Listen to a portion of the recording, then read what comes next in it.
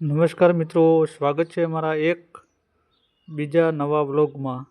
તો મિત્રો આજે હું જઈ રહ્યો છું મકાનની સાઇટ ઉપર।